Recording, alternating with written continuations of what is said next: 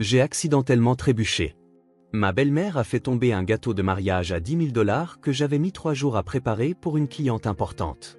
Elle pensait avoir ruiné la commande et ma carrière, mais elle ne savait pas que j'avais appuyé sur un seul bouton de mon téléphone, et que sa vie allait se transformer en cauchemar. Avant de commencer l'histoire, n'oubliez pas de laisser un like et de vous abonner à la chaîne pour voir plus d'histoires comme celle-ci. Betty passa le bout de son doigt sur la perle décorant la fleur en sucre. Parfait. La rose en pâte à sucre, fragile et presque impondérable, semblait vivante. Dans son petit studio cuisine, mais équipé de manière professionnelle, l'air embaumait la vanille, le chocolat blanc et une légère touche de zeste de citron. Ce parfum était le bonheur pour Betty, l'odeur de sa vocation, qu'elle avait transformée en une entreprise à domicile florissante. À 32 ans, elle était l'une des pâtissières les plus prisées de leur petite ville voisine. Ses gâteaux n'étaient pas de simples desserts, mais de véritables œuvres d'art. Dehors, une fine bruine d'octobre crépitait sur le rebord de la fenêtre, mais à l'intérieur, l'âme de Betty était ensoleillée. Aujourd'hui, elle commençait la commande la plus importante de sa carrière, un gâteau de mariage pour Ashley Price, une célèbre blogueuse lifestyle suivie par 1 million de personnes. Cette commande pourrait être son véritable tremplin, un pas vers un tout autre niveau. Un géant à 3 étages pesant 15 kg, avec une garniture complexe et une décoration de centaines de fleurs en sucre faites à la main. 3 jours de travail méticuleux, de nuits blanches et une énorme responsabilité.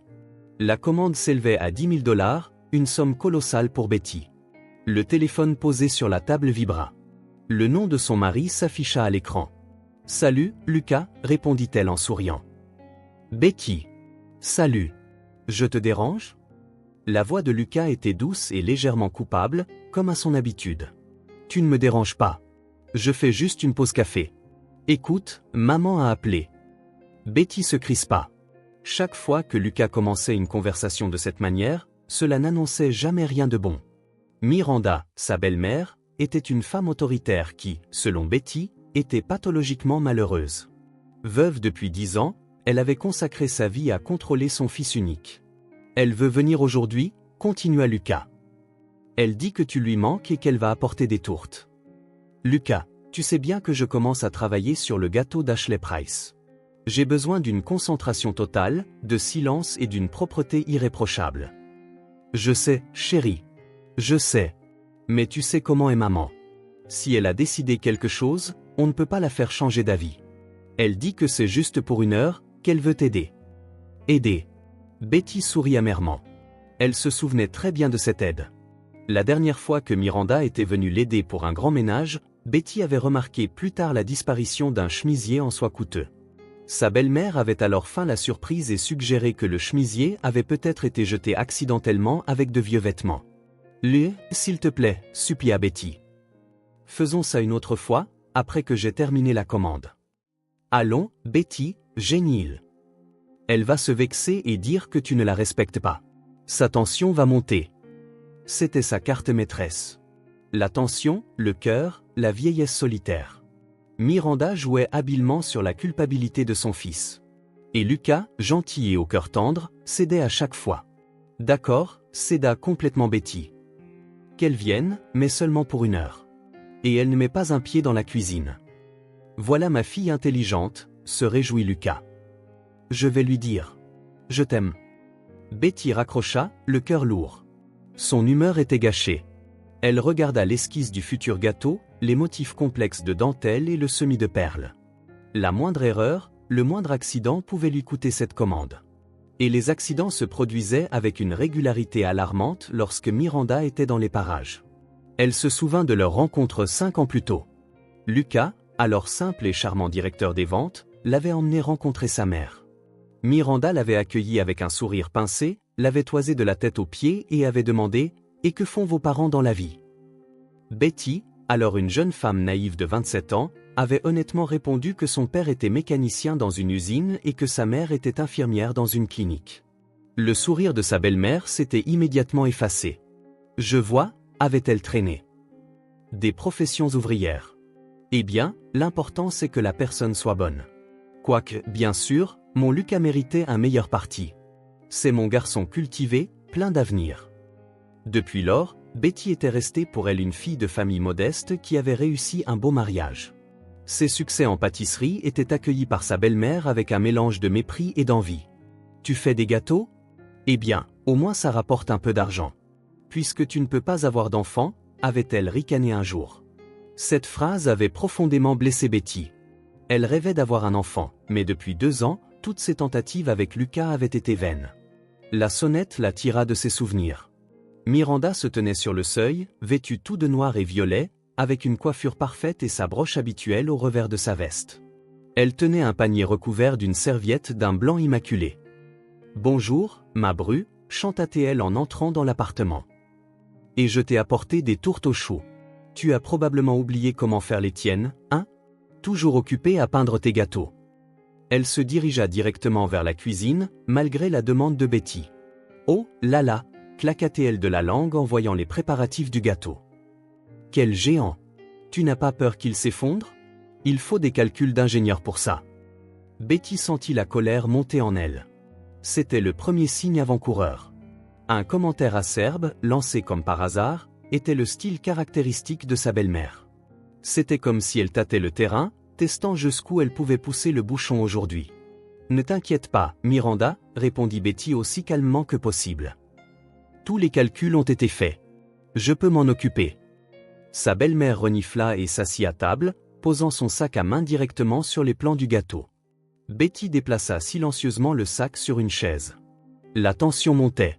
Elle sentait que cette visite ne se terminerait pas avec de simples tourtes. « Alors, Lucas ne dîne plus à la maison ?» demanda Miranda, scrutant le réfrigérateur presque vide. « Le café seul ne te remplira pas. Tu dois nourrir un homme, pas seulement dessiner tes sucreries. » « Je ne suis pas encore allé faire les courses aujourd'hui, » répondit Betty d'un ton égal, en mesurant la farine pour la génoise sur la balance. « Et Lucas a déjeuné au travail. »« Au travail ?» s'exclama sa belle-mère en levant les bras au ciel. « Qui sait ce qu'il lui donne à manger là-bas? Et après, gastrite, ulcère? Tu es sa femme. Tu dois prendre soin de la santé de ton mari. » Betty ne dit rien. Discuter était inutile. Dans le monde de Miranda, une bonne épouse était celle qui restait au fourneau du matin au soir, préparant des soupes et des tartes. Les affaires, la carrière, l'épanouissement personnel, tout cela n'était que futilité et égoïsme. Elle se souvint comment, au début de leur mariage, elle avait essayé de plaire à sa belle-mère, cuisinant des plats compliqués d'après ses recettes, nettoyant l'appartement à fond avant chaque visite. Mais Miranda trouvait toujours quelque chose à critiquer. La soupe était trop claire, les côtelettes trop sèches, où il y avait de la poussière quelque part derrière une armoire. Finalement, Betty comprit que le problème n'était ni la soupe ni la poussière. C'était elle. Sa belle-mère ne pouvait tout simplement pas accepter que son fils ait une autre femme, sa propre famille. « Tu te donnes du mal pour la blogueuse, hein ?» Miranda fit un signe de tête vers les couches de gâteau. « Je l'ai vu sur Internet. Juste une frimeuse tapac sans grave-l'œil. Et son mari a l'air suspect aussi. Pas des gens de notre monde. » Miranda, c'est une commande très importante pour moi, dit Betty, essayant de ne pas montrer son irritation. S'il te plaît, ne discutons pas de mes clients. Oh, comme nous sommes délicats, ricana sa belle-mère. Tes clients, qui sont-ils? Des femmes au foyer qui s'ennuient, tout comme toi. Elle se leva et se dirigea vers la table où Betty étalait de la pâte à sucre. Et c'est quoi, cette argile? Elle piqua grossièrement un doigt dans la masse d'un blanc neigeux. C'est de la pâte à sucre. Et s'il te plaît, ne la touche pas avec tes mains, demanda Betty. Elle est très sensible à la chaleur et à l'humidité. La belle affaire, un truc de snob, marmonna Miranda, mais elle retira sa main. Elle commença à aérer dans la cuisine, jetant un œil dans les placards, déplaçant les pots d'épices. Betty sentit la tension monter. Elle ne pouvait pas se concentrer. Ses mains se mirent à trembler. Elle sentait que Miranda le faisait exprès, pour la déstabiliser, provoquer une erreur. À ce moment, un souvenir refit surface. 6 mois plus tôt, elle avait fait un gâteau pour l'anniversaire du patron de Lucas. Un gâteau complexe à 2 étages avec un velours de chocolat et des figurines en caramel. Miranda était aussi venue lui rendre visite. Et au moment le plus crucial, alors que Betty pulvérisait le velours avec un aérographe, sa belle-mère avait accidentellement éternué à proximité en tenant un verre de farine. Un nuage de poussière blanche s'était déposé sur la surface de chocolat parfaitement lisse. Le gâteau était irrémédiablement ruiné. « Oh, désolé, ma chérie. Peut-être que tu es allergique à tes produits chimiques, avait dit Miranda avec un regard angélique. Betty avait dû veiller toute la nuit pour refaire la commande. Lucas avait alors mis ça sur le compte d'un accident et avait même grondé sa femme d'avoir osé penser du mal de sa mère. Cet incident lui avait beaucoup appris. Miranda, je te serais très reconnaissante si tu pouvais t'asseoir dans le salon, dit Betty aussi doucement que possible. J'ai vraiment besoin de me concentrer. Sa belle-mère pinça les lèvres. Eh bien, excusez-moi de me sentir comme une étrangère dans la maison de mon propre fils. Elle quitta la cuisine de manière théâtrale. Mais Betty savait que ce n'était qu'une retraite temporaire. 10 minutes plus tard, Miranda revint avec une tasse de thé. J'ai décidé de prendre un thé, annonça-t-elle, posant la tasse tout au bord de la table, à côté des fragiles fleurs en sucre. Betty prit silencieusement la tasse et la déplaça sur le rebord de la fenêtre. Ce sera plus sûr ici. Sa belle-mère lui lança un regard brûlant, mais ne dit rien. Elle se remit à arpenter la cuisine. Et puis, en passant près de l'étagère des ingrédients, elle heurta accidentellement du coup d'un pot de colorant nacré coûteux. Le petit pot tomba au sol et une poussière argentée se dispersa dans toute la cuisine, se posant sur les meubles, le sol, et pire que tout, sur les couches de génoise fraîchement cuites qui refroidissaient sur une grille. Ah! Miranda leva les bras au ciel. Je suis si maladroite, une vraie patate. Désolée, Betty. Je vais nettoyer ça. Elle attrapa un chiffon humide et commença à étaler la poussière scintillante sur le sol, ne faisant qu'empirer les choses. Betty resta là, à regarder avec un calme glacial. Quelque chose en elle venait de se briser. Pas de colère, pas de ressentiment, seulement une certitude froide et limpide. Ce n'était pas un accident. C'était du sabotage. Pas la peine, arrêta-t-elle sa belle-mère. Je vais nettoyer moi-même. Elle prit un balai et une pelle et balaya méthodiquement la poussière argentée. Il faudrait refaire les génoises. Cela signifiait 3 heures de travail supplémentaires. Mais elle s'en sortirait. Elle ferait ce gâteau de toute façon. Pas parce qu'elle avait besoin de l'argent ou de la gloire, mais parce qu'elle ne laisserait pas cette femme la briser. Quand Miranda se prépara enfin à partir, elle s'arrêta à la porte. « Tu n'es pas fâchée, j'espère ?» demanda-t-elle avec une fausse sympathie dans la voix. « Je ne l'ai pas fait exprès. Je suis vieille, maladroite. » « Bien sûr que non, » sourit Betty. Mais son sourire ressemblait à un rictus. Ça arrive à tout le monde. Après que la porte se fut refermée derrière sa belle-mère, Betty resta immobile pendant plusieurs minutes, écoutant le silence. Puis elle se dirigea vers un placard, sortit une petite boîte presque invisible et appuya sur un bouton. La nuit se passa dans un travail fébrile. Betty refit les génoises, fouetta la crème, façonna les fleurs. L'épuisement était accablant, mais elle continua à travailler obstinément, alimentée par la colère et l'adrénaline. Lucas rentra tard du travail. Il vit le désordre dans la cuisine et sa femme aux yeux rouges de manque de sommeil. « Que s'est-il passé ?» demanda-t-il, inquiet. « Un autre problème avec le gâteau ?»« Ta mère est venue, » répondit Betty sèchement, sans lever les yeux de son travail. « Elle a accidentellement renversé le colorant nacré. J'ai dû tout refaire. »« Oh, mais elle ne l'a pas fait exprès, » soupira Lucas. « Elle est si maladroite ces derniers temps. »« Oui, très maladroite, » convint amèrement Betty. « Surtout quand il s'agit de mes commandes. » Lucas sentit la tension dans sa voix et décida de ne pas insister. « Tu veux que je t'aide ?»« Non, le coupa-t-elle. »« Mieux vaut pas. » Il se retira, coupable, dans le salon, et Betty resta seule avec son gâteau et ses pensées. Elle comprenait que son mari ne croirait jamais aux mauvaises intentions de sa mère. Pour lui, Miranda était une sainte et ses actions n'étaient que des signes de maladresse dus à la vieillesse. Prouver quoi que ce soit était impossible. Ou peut-être que si. La pensée de la caméra cachée qu'elle avait installée dans la cuisine une semaine plus tôt lui réchauffa le cœur. C'était une petite caméra quasi-espionne déguisée en détecteur de fumée. Betty l'avait achetée après l'incident du chemisier perdu. Elle avait alors décidé que c'en était assez. Elle ne serait plus victime des accidents. La caméra était montée au plafond dans un coin, couvrant toute la cuisine. La qualité de l'enregistrement était excellente, avec le son. Betty n'avait pas encore vérifié les images de la veille, mais elle était sûre que tout avait été capturé en détail. Ce petit gadget était son atout dans sa manche. Son assurance contre les tourments de sa belle-mère. Le lendemain, lorsque la base du gâteau fut prête, Betty appela sa mère, Valentina Ivanovna.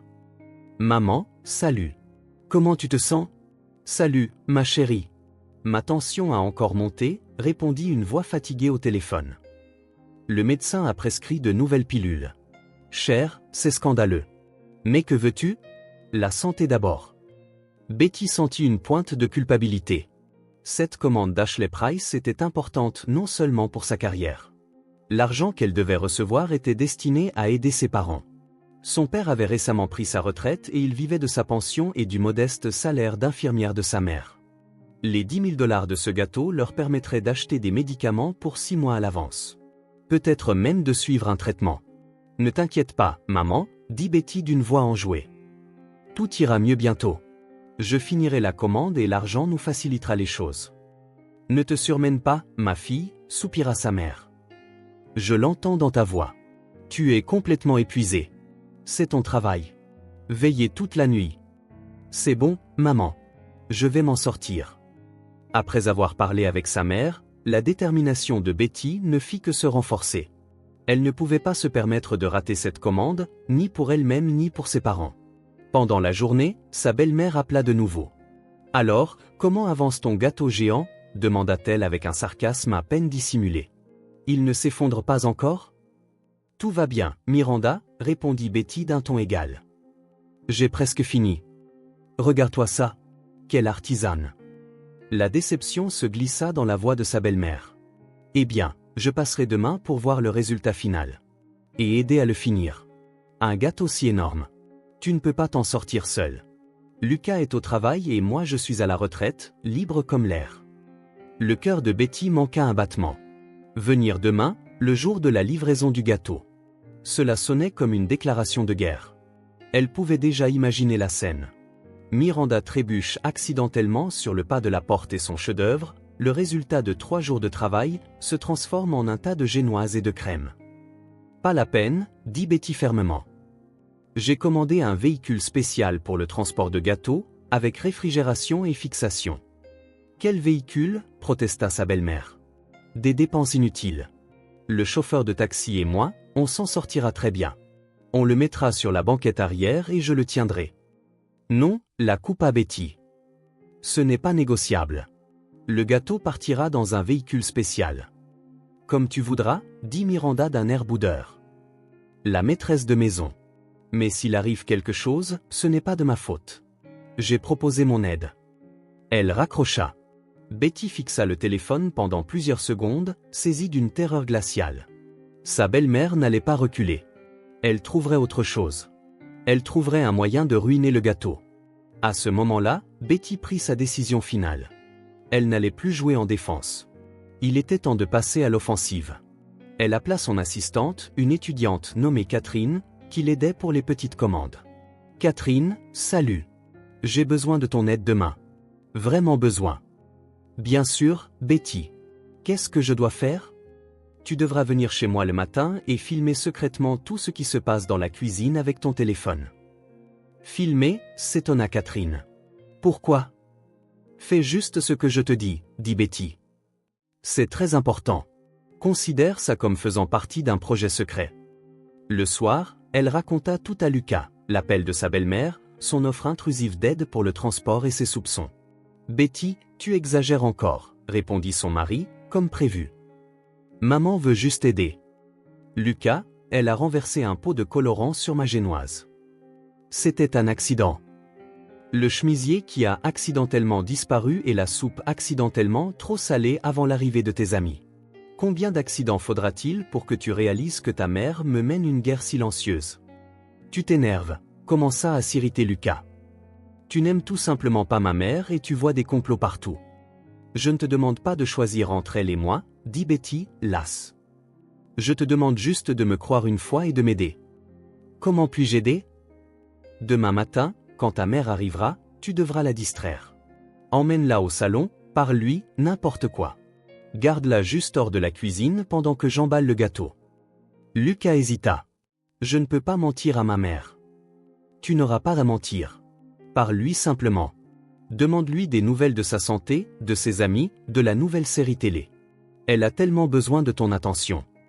Cet argument fonctionna. Lucas accepta. Il ne croyait toujours pas aux mauvaises intentions de sa mère, mais la demande de sa femme lui semblait inoffensive. Betty dormit à peine cette nuit-là. Elle passa en revue des dizaines de scénarios. Que pourrait bien inventer d'autre sa belle-mère? Renverser du café sur le gâteau fini? Éteindre accidentellement le réfrigérateur où il refroidissait? Le matin, elle se leva avec la ferme détermination de mener sa tâche à bien. C'était le jour de la bataille et elle devait gagner. La matinée commença dans une activité frénétique. Betty, tel un chirurgien avant une opération complexe, prépara son espace de travail. Elle assembla soigneusement les 3 étages du gâteau, les fixant avec des supports spéciaux. La surface fut recouverte d'une pâte à sucre blanche parfaitement lisse. L'étape la plus critique restait la décoration. Des centaines de roses, de lys, d'orchidées en sucre qu'elle avait confectionnées au cours des 2 dernières semaines attendaient leur heure dans des récipients spéciaux. Exactement à 10 heures, comme promis, Catherine arriva. Betty lui donna rapidement ses instructions, lui montra où se cacher avec le téléphone pour avoir un bon angle, et lui dit d'enregistrer en continu, quoi qu'il arrive. À 11 heures, on frappa à la porte. Miranda. Comme convenu, Lucas l'accueillit dans le couloir et la conduisit immédiatement au salon. « Maman, regarde, j'ai téléchargé le film que tu voulais voir, gazouilla-t-il. Laisse-moi te servir un thé et on va s'installer. » Betty entendit leur voix et pria silencieusement pour que le plan fonctionne. Elle sortit les fleurs et commença la décoration. Ses mains tremblaient légèrement, mais elle se reprit vite. Chaque fleur, chaque perle trouvait sa place. Le gâteau se transformait en chef-d'œuvre sous ses yeux. C'était son magnum opus, le sommet de son art. Elle était si absorbée qu'elle ne remarqua pas sa belle-mère apparaître dans la cuisine. « Eh bien, on dirait que tu as presque fini ici, » dit une voix derrière elle. Betty sursauta et se retourna. Miranda se tenait dans l'encadrement de la porte, les bras croisés sur la poitrine. « Où est Lucas ?» demanda Betty, essayant de cacher son anxiété. « Il a reçu un appel du travail. » Quelque chose d'urgent, balaya sa belle-mère d'un geste de la main. « Alors, j'ai décidé de t'aider. » Elle entra résolument dans la cuisine. Betty jeta un coup d'œil rapide vers le placard où se cachait Catherine. Espérons qu'elle enregistrait. Miranda, pas la peine. J'ai presque fini. Il me reste juste à... Oh, allez, l'interrompit sa belle-mère. Tu ne crois pas que je vois que tu te démènes toute seule? Laisse-moi au moins apporter la boîte. Elle s'approcha d'une immense boîte en carton destinée au transport du gâteau. La boîte était posée par terre contre le mur. Oh, c'est lourd, grogna Miranda en essayant de la soulever. S'il te plaît, ne la touche pas. Je le ferai moi-même. Cria Betty. Mais il était trop tard. Sa belle-mère, feignant un effort surhumain, commença à soulever la boîte. Elle fit un pas vers le gâteau, puis un autre. Son visage se tordit en une grimace de tension, puis la chose que Betty redoutait le plus arriva. Le pied de Miranda se tordit accidentellement. Elle agita les bras de manière théâtrale, comme si elle perdait l'équilibre, et vola droit sur la table où se trouvait le gâteau. La boîte vide vola sur le côté, mais la belle-mère elle-même s'écrasa de tout son poids sur le chef-d'œuvre nuptial. Un craquement terrible retentit. L'étage supérieur du gâteau bascula et s'effondra sur le sol, se brisant en milliers de fragments de crème et de génoise. Les fleurs en sucre se dispersèrent dans toute la cuisine. La dentelle blanche parfaite de la pâte à sucre se transforma en un désordre souillé. « Oh, j'ai juste trébuché », gémit Miranda en se relevant du sol et en époussetant son tailleur violet. « Mon pied. Je crois que je me le suis tordu. Oh, Betty, je suis désolée. Je voulais seulement aider. » Elle regarda sa belle-fille, dans ses yeux, une fraction de seconde avant qu'ils ne se remplissent de fausses larmes, Betty vit un triomphe non dissimulé. Elle avait gagné. Elle avait détruit le gâteau. Elle avait ruiné la carrière de sa belle-fille. Betty resta silencieuse, fixant les ruines de sa création. 3 jours de travail, des nuits blanches, des espoirs de reconnaissance, de l'argent pour ses parents. Tout gisait sur le sol, piétiné par sa belle-mère. À l'intérieur d'elle, il y avait le vide. Pas de colère, pas de larmes, seulement un calme glacial et retentissant. Que s'est-il passé ici? Lucas fit irruption dans la cuisine, attiré par le bruit. Il se figea sur le seuil, contemplant la destruction. Lucas, mon chéri, se mit immédiatement à pleurer, Miranda en boitillant vers lui. J'ai trébuché, je me suis tordu le pied. Le gâteau, c'était un accident. Lucas, comme Betty s'y attendait, se précipita d'abord vers sa mère. Maman, tu es blessée? Où as-tu mal? Laisse-moi voir. Il l'assit sur une chaise, se mit à examiner sa cheville, ignorant complètement sa femme stupéfaite et ce qui venait de se passer. Betty sortit lentement son téléphone. Une notification de Catherine clignotait sur l'écran. Vidéo enregistrée. Tout est là. Betty ouvrit la galerie. La voilà, un enregistrement clair et net. On y voyait sa belle-mère s'approcher de la boîte, jeter un coup d'œil à Betty. Puis son pied faisant un mouvement contre nature et elle se jetant sur le gâteau. Pas de trébuchement, un saut clair et calculé. Et ce regard, le regard triomphant du vainqueur. Elle appuya silencieusement sur le bouton d'envoi. La vidéo, sans aucun commentaire ni explication, fut envoyée au numéro d'Ashley Price. Puis elle tapa un second message. Ashley, bonjour. Malheureusement, il y a eu un cas de force majeure. Votre gâteau est détruit. Pour toute explication, je joins un enregistrement vidéo de l'incident. Je vous présente mes plus sincères excuses. Je suis prête à vous rembourser la compte et à payer la pénalité. Après avoir envoyé le message, elle leva les yeux vers son mari, qui s'affairait toujours autour de la jambe blessée de sa mère. C'est bon, lui dit-elle d'une voix glaciale. Ne t'inquiète pas, je me suis occupé de tout. Lucas la regarda, surpris. Il ne comprenait pas de quoi elle parlait. Il ne savait pas encore qu'elle venait d'appuyer sur le bouton qui allait déclencher une réaction en chaîne. Et que cette réaction allait très bientôt transformer leur vie, et surtout celle de sa mère, en un véritable enfer. « De quoi as-tu décidé ?» demanda Lucas, confus en lâchant la jambe de sa mère. « Betty, le gâteau, il est détruit. » « Je l'ai achevé pour elle, l'interrompit Betty. Sa voix sonnait anormalement calme. « La commande est ruinée. Peut-être ma carrière aussi. Mais ça n'a plus d'importance. » Miranda, assise sur une chaise avec un air de martyr, observait sa belle-fille avec curiosité. Elle s'attendait à de l'hystérie, des larmes, des accusations, mais voyait à la place un calme glacial, et cela l'effrayait plus que n'importe quel cri. « Bien sûr que ça n'a pas d'importance, » intervint elle. « Le gâteau n'est qu'un objet. La santé, voilà ce qui compte. Ma jambe me fait si mal, c'est probablement une fracture. Je dois aller aux urgences. Je vais t'appeler un taxi, proposa Betty en sortant son téléphone. Quel taxi ? Objecta Lucas. Je vais l'emmener moi-même. Maman, viens. Appuie-toi sur moi. Il aida sa mère à se lever et elle, boitillant théâtralement et soupirant, se dirigea vers la porte en jetant un regard triomphant à Betty. Betty ne répondit pas. Elle les regarda simplement partir. Quand la porte se referma derrière eux, elle s'effondra sur une chaise au milieu de la cuisine dévastée. L'odeur de vanille se mêlait à celle de la poussière. Une flaque crémeuse s'étalait sur le sol, dans laquelle s'enfonçaient des fleurs en sucre brisé. Son chef-d'œuvre, son rêve, son espoir. Tout s'était transformé en un désordre collant. Et à ce moment, la digue qu'elle avait si longtemps contenue céda.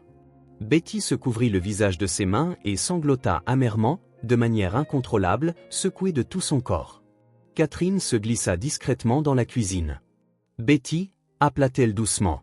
« Peut-être un verre d'eau » Betty leva vers elle des yeux baignés de larmes. « Tout est fini, Catherine. C'est la fin. »« Rien n'est fini » protesta passionnément la jeune fille. « On va tout nettoyer. On va en faire un nouveau. On a encore presque une journée entière. » « On n'y arrivera pas » secoua la tête Betty. « Un gâteau comme ça prend 3 jours à faire. On le fera en un jour. À 4 mains. Je vais t'aider. Je travaillerai toute la nuit. N'abandonne pas. » Le dévouement dans les yeux de sa jeune assistante toucha Betty au plus profond d'elle-même. Elle lui serra la main avec reconnaissance. « Merci, Catherine. Mais c'est inutile. Même si on fait un nouveau gâteau, ce ne sera pas le même. Je n'aurai pas le temps de faire la décoration. » Son téléphone vibra dans sa main. Un message d'Ashley Price. Le cœur de Betty se serra. Maintenant, ça allait commencer. Menaces, exigences, pénalités, publications sur les réseaux sociaux sur son manque de professionnalisme. Elle ferma les yeux, se préparant au pire, et ouvrit le message. « Betty, je suis choquée. Je n'ai pas de mots. C'est monstrueux. J'ai immédiatement posté cette vidéo sur mon blog avec le hashtag belle-mère de l'enfant. Tenez bon. Tout mon public est avec vous. Inutile de rendre la compte et il n'est pas question de pénalité. Vous êtes la victime et cette femme devrait brûler en enfer. Nous commanderons le gâteau ailleurs, mais je parlerai à tous mes abonnés des chefs d'œuvre que vous créez.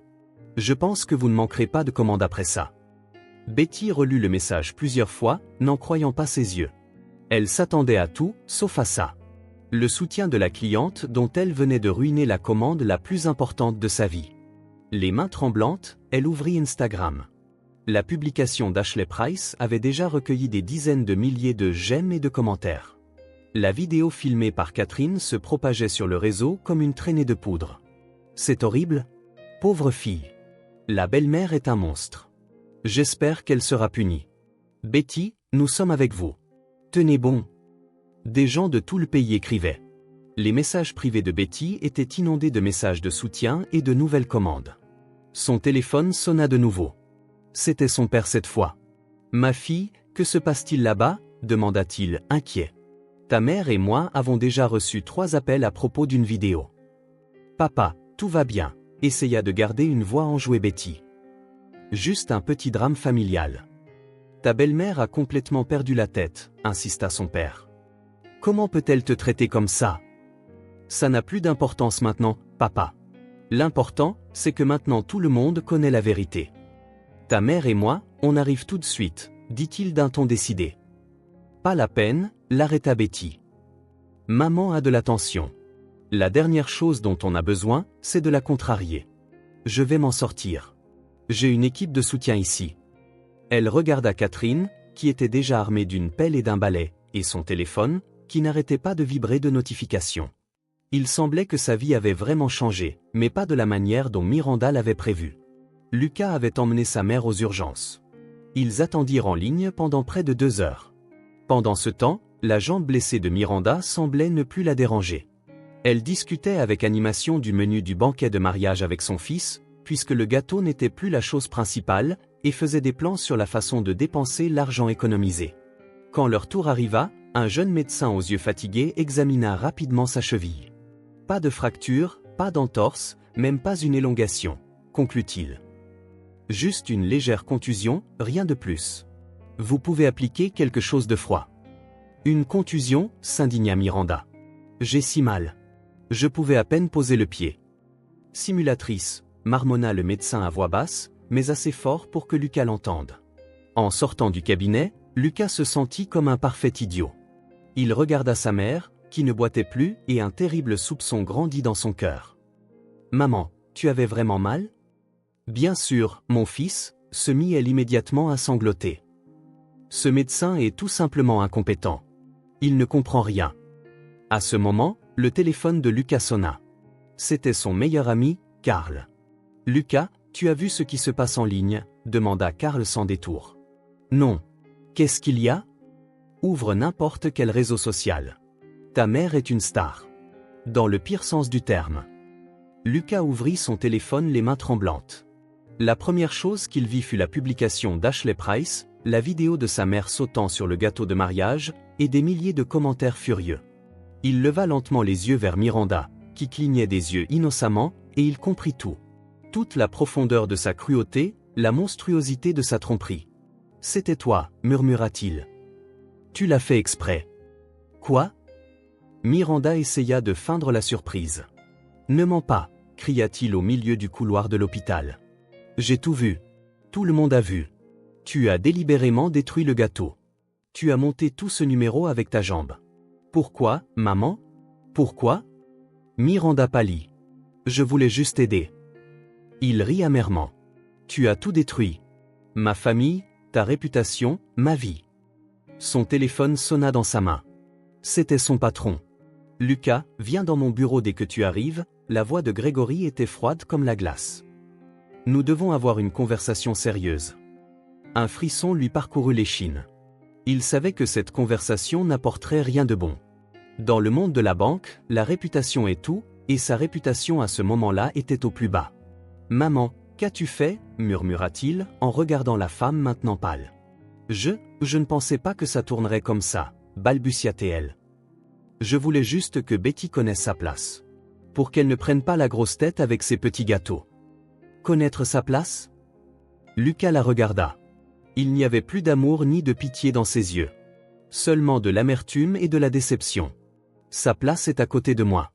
C'est ma femme, et tu n'as tout simplement pas pu l'accepter. Il se retourna et se dirigea rapidement vers la sortie de l'hôpital.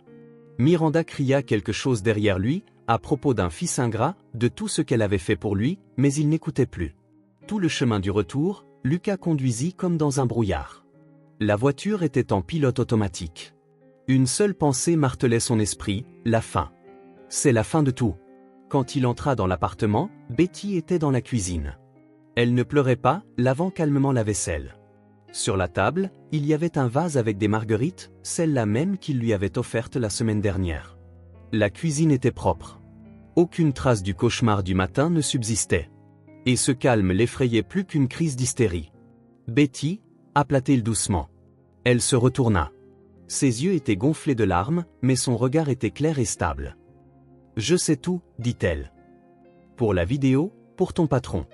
Ils m'ont déjà appelé de ton service. Pardonne-moi, expira-t-il. J'étais aveugle. J'étais un idiot. J'aurais dû te croire. Tu aurais dû, acquiesça-t-elle. Mais tu ne l'as pas fait. Tu l'as choisi, elle. Il n'y avait aucun reproche dans sa voix, juste un constat. Et cela faisait encore plus mal. Puis-je arranger ça, demanda-t-il avec espoir. Betty secoua la tête. Je ne sais pas, Lucas. Honnêtement, je ne sais pas. Quelque chose s'est brisé. Pas seulement le gâteau. Quelque chose à l'intérieur de moi s'est brisé. La confiance. Ce n'est pas si facile à recoller. À ce moment, son téléphone sonna. Betty regarda l'écran et, pour la première fois au cours des dernières 24 heures, elle sourit. Oui, Ashley, je vous écoute. Bien sûr, je suis d'accord. Ce format me semble intéressant. Un cours de maître pour vos abonnés. Merveilleuse idée. Oui, je peux commencer dès demain. Quand elle termina l'appel, ses yeux brillaient. Ashley Price m'a proposé de devenir sa pâtissière officielle pour tous les événements et d'animer une rubrique culinaire sur son blog.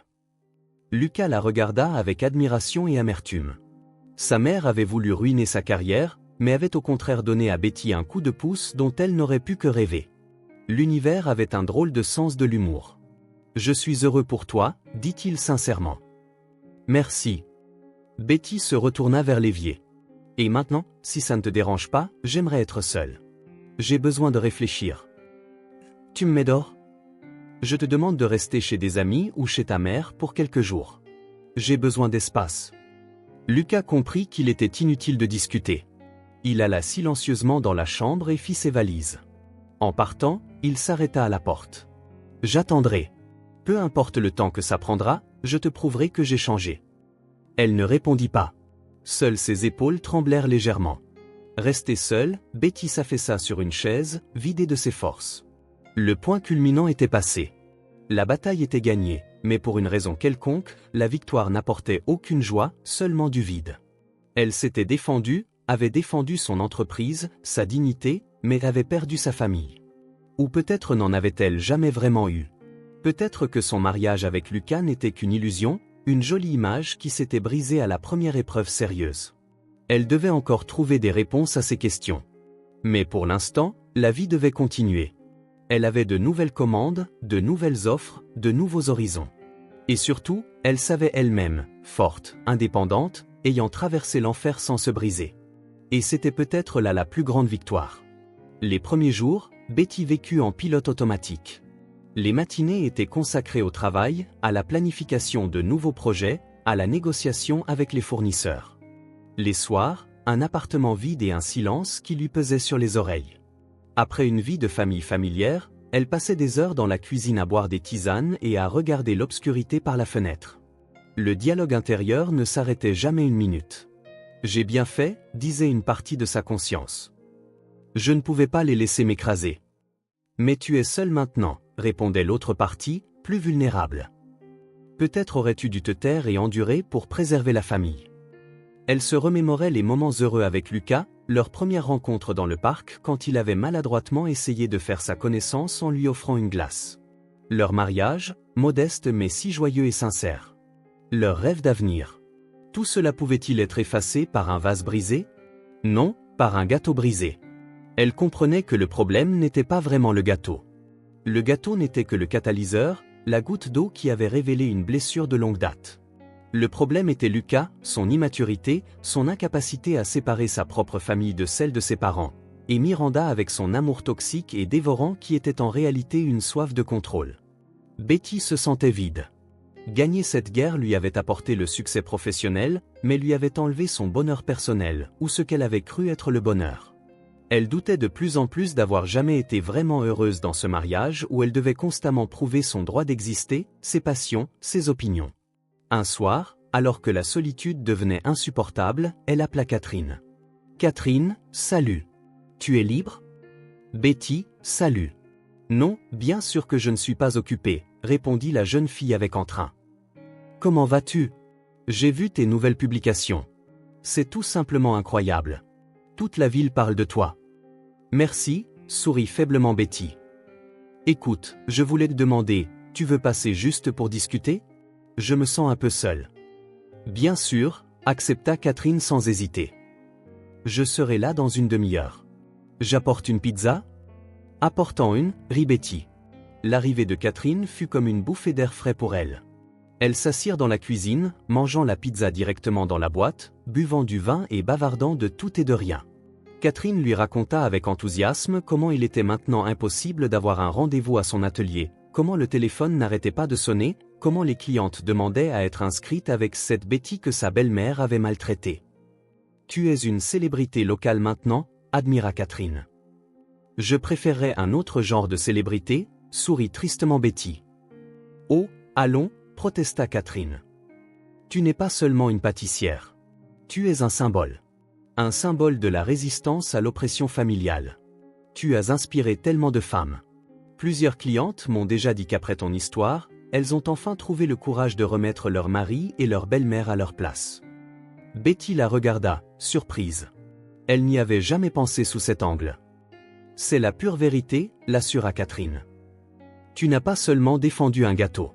Tu as défendu le droit d'une femme d'être une personne à part entière, pas seulement un accessoire pour son mari et sa famille. » Ces mots dégrisaient Betty. Elle regarda la situation sous un autre angle. Peut-être que son drame personnel avait vraiment une signification plus profonde. Peut-être qu'elle-même, sans le vouloir, était devenue un exemple pour quelqu'un. « Et Miranda, comment va-t-elle » demanda Betty. Le visage de Catherine s'assombrit. « C'est une autre histoire. On dit qu'elle ne sort pas de chez elle. Les voisins disent que personne ne lui rend visite, pas même ses vieilles amies. Tout le monde l'évite. Les gens la montrent du doigt au magasin. On dit aussi que Lucas ne lui a pas rendu visite du tout. Je suis désolé pour lui, dit doucement Betty. C'est probablement lui qui a le plus de mal en ce moment. C'est pour toi que je suis désolé, répondit fermement Catherine. C'est un homme adulte qui a fait son propre choix. Tu dois aller de l'avant et être heureuse. Après le départ de Catherine, Betty ne put s'endormir avant longtemps. Les mots de son assistante tournaient en boucle dans sa tête. Tu dois être heureuse. Mais qu'était le bonheur pour elle ? Une entreprise prospère. Oui, certainement. La reconnaissance était agréable aussi. Mais ce n'était pas suffisant. La chaleur du soutien d'un proche lui manquait. Lucas lui manquait, le Lucas qu'elle aimait. Gentil, joyeux, attentionné, celui qui semblait enfoui sous une épaisse couche de règles et de peur maternelle. La rupture était profonde. Elle avait non seulement perdu son mari, mais aussi la foi que leur amour pouvait résister aux épreuves.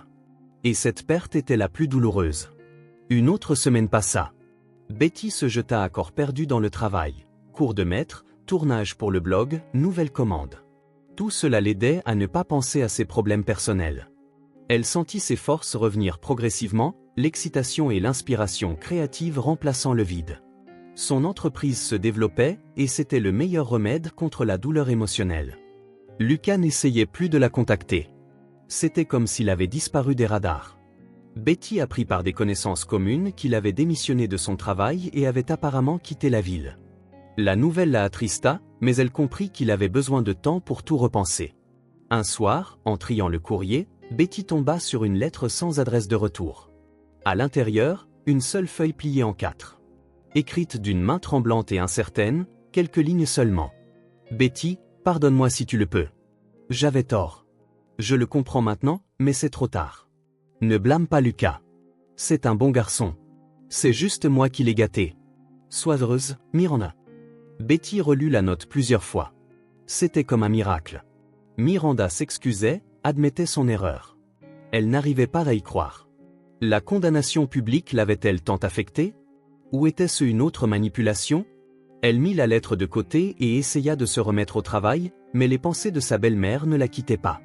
Elle l'imaginait seule, abandonnée de tous, assise dans son grand appartement inconfortable, et à sa surprise, ne ressentit pas de jubilation, mais une pitié aiguë. Betty passa toute la journée suivante dans le doute, appeler ou ne pas appeler, que dire? Finalement, elle décida qu'elle devait le faire, non pas pour sa belle-mère, mais pour elle-même, pour enfin clore ce chapitre. Elle composa le numéro familier. Le téléphone ne répondit pas tout de suite. « Allô » répondit une voix basse et cassée. « Miranda, c'est Betty. » Un silence pesa à l'autre bout du fil. « J'ai reçu ta lettre » continua Betty. « Merci. »« Pourquoi exactement » sourit amèrement la belle-mère. « Pour avoir ruiné ta vie et celle de ton fils. Pour avoir trouvé la force de l'admettre. » Elles se turent. « Comment vas-tu » demanda Betty. « Comment » soupira la belle-mère. « Je suis seule. » Lucas est parti sans même dire au revoir. Les amis se sont détournés. Les voisins m'évitent. Je reste juste assise à regarder par la fenêtre. Betty écoutait, le cœur serré de compassion. « Miranda, osa-t-elle dire, peut-être que je pourrais passer t'apporter des courses. » Pourquoi faire? Il y avait de la surprise dans la voix de Miranda. « Pour te narguer ?»« Juste pour parler » répondit doucement Betty. Elle ne savait pas pourquoi elle faisait ça. Peut-être que Catherine avait raison et qu'elle était vraiment devenue un symbole pour quelqu'un, un symbole de pardon et de générosité. Quand elle entra dans l'appartement de sa belle-mère, elle fut frappée par le changement. L'ordre autrefois parfait avait été remplacé par la négligence. Poussière sur les meubles, vaisselle sale dans l'évier, air lourd et vicié. Miranda elle-même était assise dans une vieille robe de chambre usée, amincie, les yeux ternes. « Eh bien, puisque tu es venue, entre » marmonna-t-elle. Betty alla silencieusement à la cuisine, déballa les courses et mit la bouilloire en marche. « Pourquoi fais-tu ça » demanda Miranda en la regardant. « Je ne sais pas » répondit honnêtement Betty. « Peut-être parce que tu es la mère de mon mari et la grand-mère de mes futurs enfants. » Miranda tressaillit et pour la première fois, la regarda non pas avec haine, mais avec une expression nouvelle et incompréhensible. « L'as-tu pardonné » ? « Je ne sais pas » secoua la tête Betty. « Mais je veux essayer. » Elles burent du thé en silence. Et dans ce silence, quelque chose de nouveau naquit. Fragile, à peine perceptible, mais très important. La compréhension, l'acceptation, et peut-être même le pardon. Betty réalisa que sa fracture interne était terminée. Elle avait non seulement acquis la force de défendre ses limites, mais aussi la sagesse de pardonner. Et cette sagesse la rendait vraiment invincible. Betty commença à rendre visite à sa belle-mère une fois par semaine, lui apportant des courses, l'aidant au ménage, s'asseyant simplement et parlant avec elle de choses insignifiantes. Miranda se dégela progressivement. Elle ne faisait plus de remarques mordantes ni n'essayait de manipuler. Elle était simplement reconnaissante de ne pas être complètement seule. Lors d'une de ses visites, elle demanda « Où est Lucas ? Sais-tu » ? « Je ne sais pas » répondit honnêtement Betty. « Il n'appelle pas. C'est de ma faute » soupira Miranda. « Je l'ai repoussé. Il ne me pardonnera probablement jamais. »« Il te pardonnera » dit Betty avec confiance. « Il t'aime beaucoup. Il a juste besoin de temps. » Betty elle-même attendait un appel, un message, un signe de son mari. Elle réalisait que malgré toute la douleur et le mal, elle l'aimait toujours et était prête à lui donner une seconde chance s'il revenait changer. La réponse arriva de manière inattendue. Un soir, après une dure journée, Betty rentrait chez elle quand elle le vit. Lucas se tenait près de son immeuble avec une petite valise.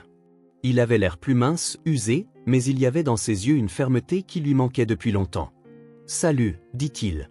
« Salut » expirait. Ils restèrent silencieux, ne sachant que dire. « J'ai travaillé » dit-il finalement, en Sibérie, en rotation. Il lui tendit une enveloppe. « Il y a 10 000 ici. C'est tout ce que j'ai réussi à gagner. Je sais que ça ne couvrira pas tout, mais c'est un début. Je rembourserai tout, Betty.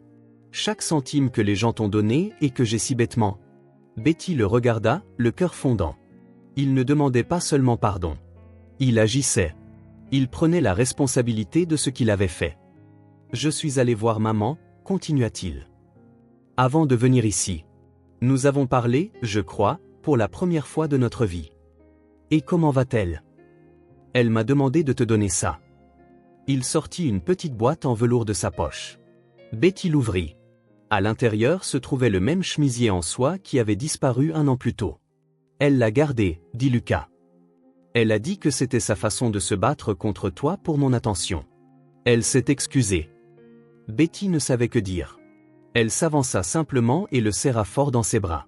Rentrons à la maison, murmura-t-elle. Tu dois avoir faim. C'était une réponse décisive. Une réponse du cœur. Elle lui donnait une chance. Elle leur donnait une chance à tous les deux, car elle réalisait que la vraie force n'est pas de gagner, mais de savoir pardonner. Ils entrèrent dans l'appartement et eurent tous les deux l'impression de franchir le seuil non pas d'une vieille maison, mais d'une nouvelle. L'air était rempli d'attente, de leur fragile espoir. Lucas posa sa valise dans le couloir et regarda autour de lui, confus, comme s'il voyait le décor familier pour la première fois. « Tout est différent ici », marmonna-t-il. « Rien n'a changé », sourit Betty. « Seulement nous. » Elle alla à la cuisine et il la suivit. « J'ai vraiment faim, Annie. J'ai passé la dernière journée dans un train. Je vais te préparer quelque chose maintenant. » Elle sortit des ingrédients du réfrigérateur, ses mouvements fluides et confiants. Lucas s'assit à table et la regarda simplement.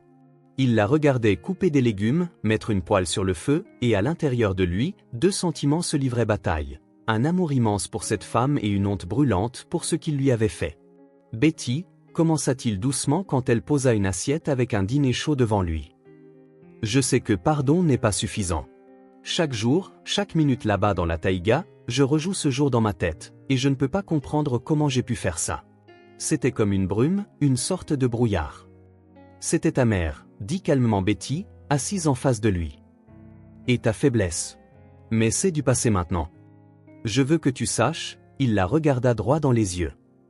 Je ne la laisserai plus jamais se mettre entre nous. Jamais. Je lui ai parlé. Je lui ai expliqué que j'ai ma propre famille maintenant, et que je prends mes propres décisions, et elle a compris. Je ne crois pas, dit-il amèrement. Mais elle l'a accepté. Elle n'avait pas le choix. Je lui ai dit que si elle n'arrêtait pas de s'ingérer, elle ne me verrait plus, ni ses futurs petits-enfants.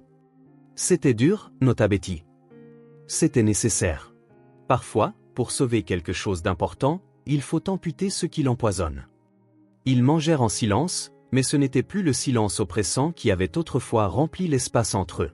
C'était un silence de compréhension, un silence dans lequel deux personnes réapprenaient à s'entendre sans mots.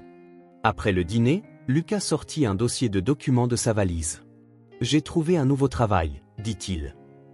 Ici, en ville, comme chef de chantier pour une entreprise de construction. Le salaire est bon.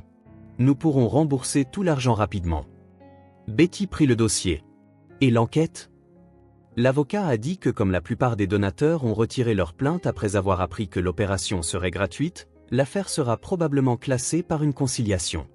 Le tollé public a joué en notre faveur. J'ai été licencié, mais je n'ai pas été emprisonné. C'est déjà une victoire. Il lui prit les mains. « Betty, je sais qu'il me faudra toute une vie pour mériter ton pardon, mais je suis prêt. Je suis prêt à tout faire pour regagner ta confiance. » Le conflit n'avait pas été résolu dans une salle d'audience ou un bureau d'enquêteur, mais ici, dans leur petite cuisine. Le mal n'avait pas seulement été puni, il avait été transformé. Miranda, ayant subi un coup à sa fierté, avait été forcée de battre en retraite et peut-être, pour la première fois de sa vie, de réfléchir à ses actes. Lucas, ayant enduré l'humiliation et la perte, avait trouvé une force intérieure, et Betty avait gagné en sagesse. Elle comprenait que la justice n'est pas toujours la vengeance. Parfois, c'est simplement l'opportunité de recommencer. Un an passa. La vie s'installa lentement mais sûrement dans un nouveau rythme paisible. Betty et Lucas reconstruisirent leur relation brique par brique sur des fondations d'honnêteté et de respect mutuel. Lucas tint sa parole. Il n'était plus le fils à sa maman. Il devint un véritable soutien pour Betty, un partenaire sur qui on pouvait compter à toute épreuve. Miranda vivait sa propre vie. Ils se voyaient rarement, lors des grandes fêtes. Elle essayait encore de donner des conseils parfois, mais se heurtait à un mur poli mais ferme que Lucas avait construit autour de leur famille. Elle n'était plus le commandant en chef, juste une grand-mère. Un peu grincheuse, mais plus dangereuse. L'atelier de Betty prospérait. Après l'histoire du gâteau, elle était devenue une véritable star du monde de la pâtisserie et de la ville. Les commandes étaient réservées des mois à l'avance. Elle ouvrit sa propre école en ligne, et maintenant des milliers de femmes à travers le pays apprenaient d'elle non seulement à faire des gâteaux, mais aussi à défendre leur droit de rêver. Un soir d'été chaud, ils étaient assis sur la véranda de leur nouvelle maison de campagne, qu'ils avaient achetée en vendant leur appartement en ville et en ajoutant l'argent de l'entreprise florissante de Betty. Derrière la maison, une forêt de pins commençait. L'air était rempli de l'odeur des aiguilles de pin et du jasmin en fleurs. « Tu te souviens, il y a un an ?» demanda Lucas, enlaçant sa femme par les épaules. « Comment pourrais-je oublier une chose pareille ?» sourit Betty. « Parfois, je pense que sans ce gâteau ruiné, nous serions encore coincés dans le marécage. Je serais resté un fils à maman et toi ?» Elle se tut. « Et moi, j'aurais fait des gâteaux en détestant tranquillement ta mère, » termina-t-elle avec un sourire. « Peut-être que tout ce qui arrive est un mal pour un bien, » dit Betty, en regardant son ventre visiblement arrondi. Dans 3 mois, ils attendaient un fils. « Je le pense, » dit Lucas, en posant doucement sa main sur son ventre. Parfois, pour construire quelque chose de nouveau, il faut complètement démolir l'ancien. Le bébé à l'intérieur donna un petit coup de pied, comme pour être d'accord avec son père. Betty rit. Elle était absolument heureuse. Elle avait traversé la trahison, la douleur et le désespoir, mais ne s'était pas brisée. Elle avait trouvé la force non seulement de se défendre, mais aussi de pardonner. Et cette victoire, la victoire sur sa propre fierté et sa blessure, était la plus douce de toutes, plus douce que n'importe quel gâteau qu'elle ait jamais fait. Que vos cœurs soient toujours remplis de la force de vous battre et de la sagesse de pardonner.